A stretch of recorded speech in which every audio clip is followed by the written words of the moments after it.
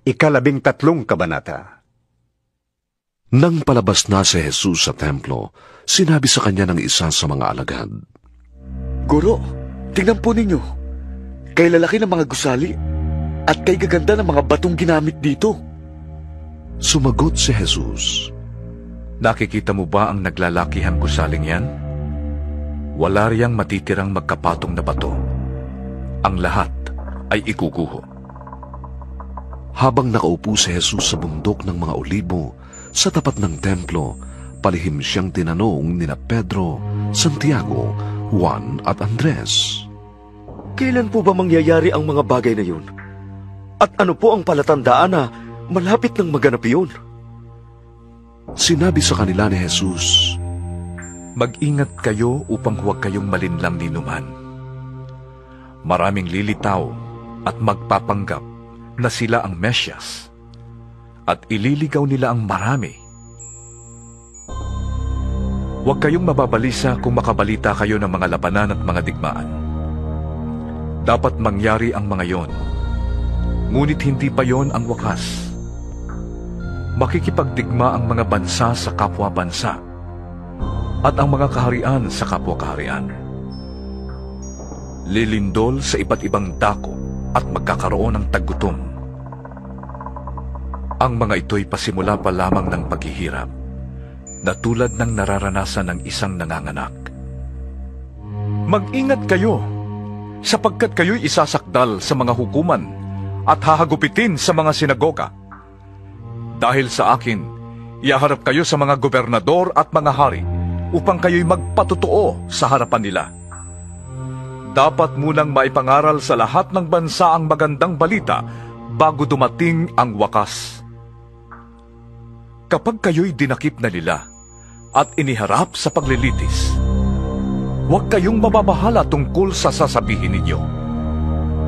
Sa oras na yon, sabihin ninyo ang dapat ninyong sabihin, sapagkat hindi kayo ang magsasalita, kundi ang Espiritu Santo na siyang magtuturo kung ano ang sasabihin ninyo.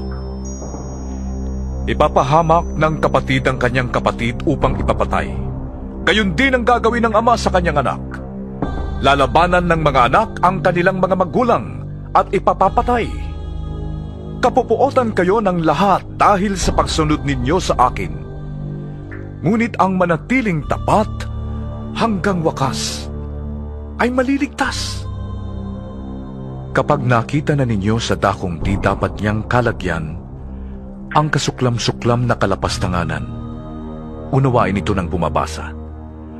Ang mga nasa Judea ay dapat nang tumakas papuntang kabundukan. Ang nasa bubungan ay huwag nang mag-abalang pumasok sa bahay upang kumuha ng anuman.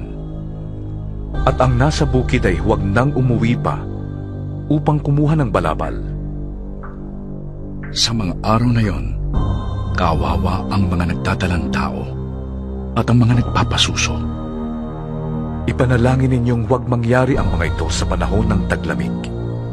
Sapagkat sa panahong yon, ang mga tao ay magdaranas ng matinding paghihirap na hindi pa nararanasan mula ng likhain ng Diyos ang sanlibutan, at hindi na muling mararanasan pa kahit kailan. Kung hindi pa iikliin ng Panginoon ang panahong yon, ay walang maliligtas.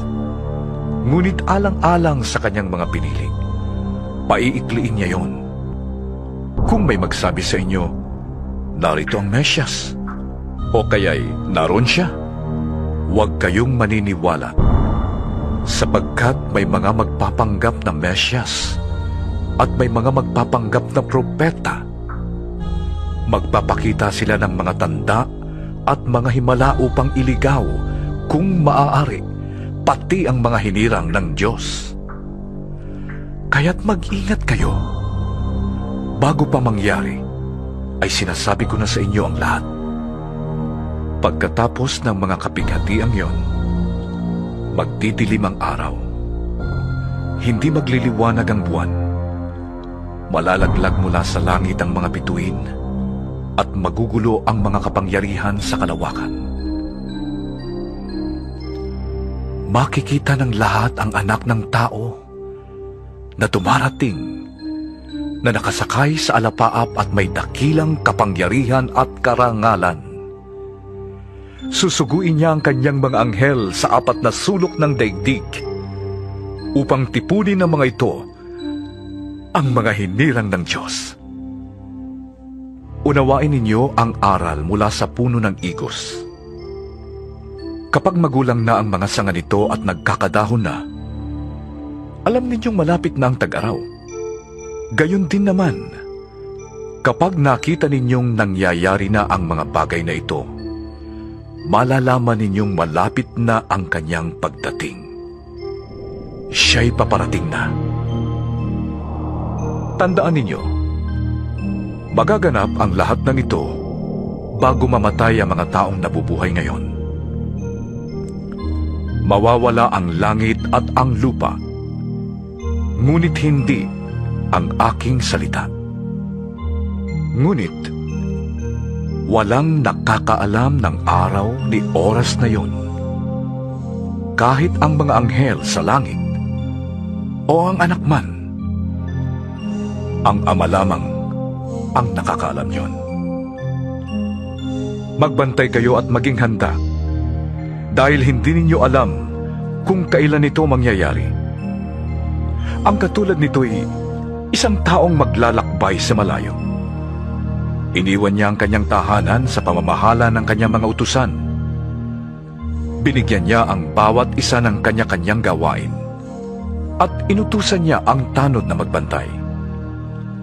Gayon din naman, magbantay kayong lagi, dahil hindi ninyo alam kung kailan darating ang Panginoon ng sambahayan. Maaring sa takip-silim, sa ating gabi, sa madaling araw, o kaya'y sa umaga. Baka siya'y biglang dumating at marat ng kayong natutulog. Ang sinasabi ko sa inyo'y sinasabi ko sa lahat. Maging handa kayo,